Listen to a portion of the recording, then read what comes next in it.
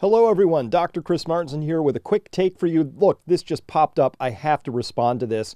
If you love, free speech, if you love everything that is about America, hey, you might not want to tune into this because we're going to be talking about how the FBI just jumped the shark. We've been tracking the Twittergate responses and everything that's been going on. Man, it is ugly. It is really ugly. Look what they're trying to normalize. Let's go here right now. This is incredible, this FBI statement on getting caught with their hands in the proverbial Twitter cookie jar. Alert, now we are getting our first response from the FBI to the Twitter file dumps. The statement reads, the correspondence between the FBI and Twitter show nothing more than examples of our traditional long-standing and ongoing federal government and private sector engagements, which involve numerous companies over multiple sectors and industries. As evidenced in the correspondence, the FBI provides critical information to the private sector in an effort to allow them to protect themselves and their customers. The men and women of the FBI work every day to protect the American public. It is unfortunate that conspiracy theorists and others are feeding the American public misinformation with the sole purpose of attempting to discredit the agency. That just in. John? All right. Okay, so let me formulate a careful response here. So I think on balance, we could look at this statement and think, Christ, FBI, what the are you talking about? That's not American. This is the most bull piece of gaslighting I've ever seen in my whole life. You're just trying to normalize the complete ruination of America, and that's what you stand for. So when you say protect the American public, you know what I do? I grab my wallet, because that's when politicians tell me we're about to get a little food here. So this is just complete bollocks. So let's deconstruct this statement more carefully. So let's take a quick peek at this and see what's in here, because I think there's some things we should look at. First, this idea that the correspondence between the FBI and Twitter shows nothing more than examples of our traditional, long-standing fascism. Oops, I meant merger of corporate and state. This is bad. So here's somebody saying very Lil PPY on Twitter asked very, I think appropriately, what misinformation, FBI? What are you talking about? The Twitter files simply reveal what happened. It's up to the public to make of it what they will.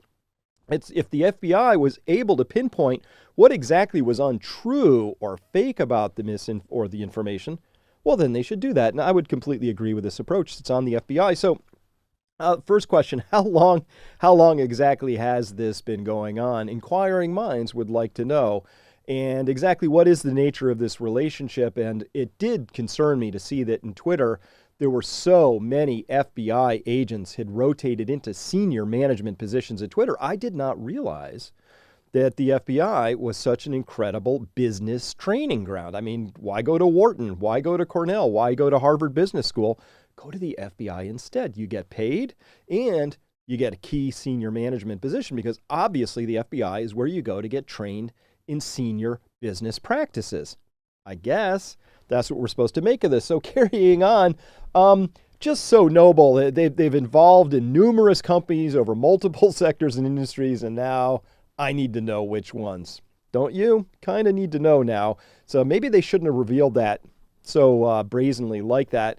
And taking a peek at the rest of this, they say, as evidenced in the correspondence between Twitter and the FBI provides critical information to the private sector. Indeed, they do. And if we want to look at that critical information that to the private sector, why do they do that? Well, double grabbing my wallet because now they've mentioned the American public twice. That's a bad moment.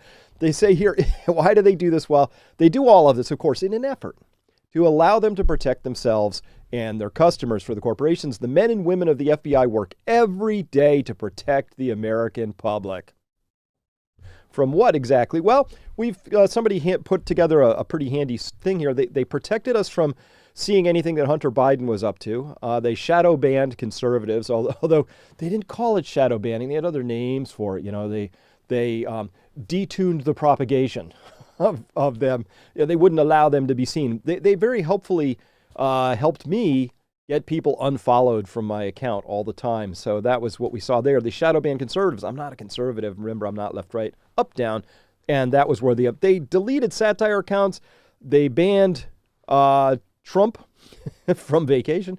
They said the laptop story was a hack. So apparently protecting the American people is the FBI's job, but they're protecting people from satire and electing candidates the FBI doesn't approve of.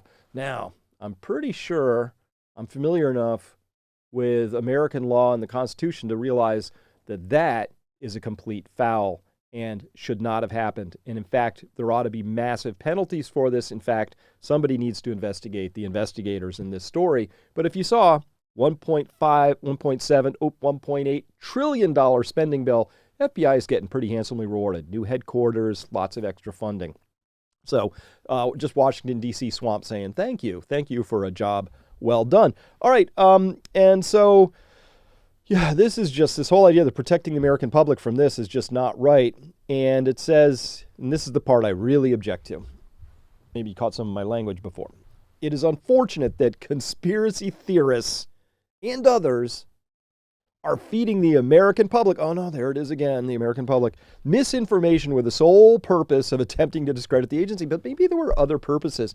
Maybe it's that we don't want to become China. Maybe it's we don't want this complete merger of state control of information, that there's state-approved information and state-disapproved misinformation. Maybe it's because, I don't know, this amount of gaslighting by the FBI required the son of the seated president to have a board on Burisma, the Ukrainian gas company, because they needed a lot of extra light for this level of gaslighting. Takes a lot of gas. Who knew, right?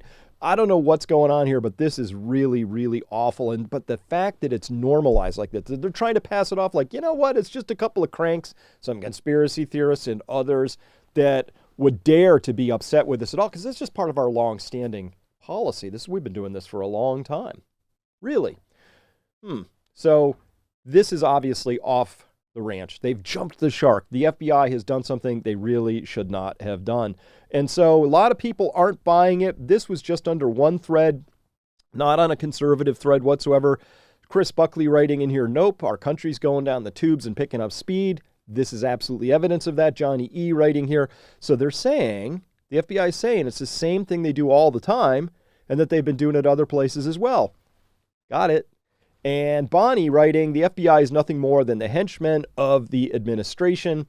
Hey, we talk about this stuff all the time. We're really talking about here is the FBI has been conducting and been party to fifth generation warfare, which is a kind of warfare that's conducted against people and they don't even know it's happening, often can't attribute where the source of that is. Well, that's why we've been talking about that over here at Peak Prosperity, fifth generation warfare. You can see we've been talking as well about government and corporate censorship. These are just straight on the front page at Peak Prosperity this week. And as well, hey, if you don't know about it, that thing right there, the Year in Review by Dave Collum, is the largest, most complete romp through the year anywhere you'll ever find. And again, we're very proud to offer that we have Dave Collum's Year in Review. It just got posted on the 22nd of December. So come on by and check that out. Free public. That's the best public information. You want to know what's happening, you want to read that or what just happened. At any rate, thanks for listening. Sorry for the tough language earlier, but I'm really upset by this and what the FBI is trying to do here. Thanks for listening. Have wonderful holidays. Merry Christmas. Happy New Year. And just peace and love to you and your family. All right. Bye-bye.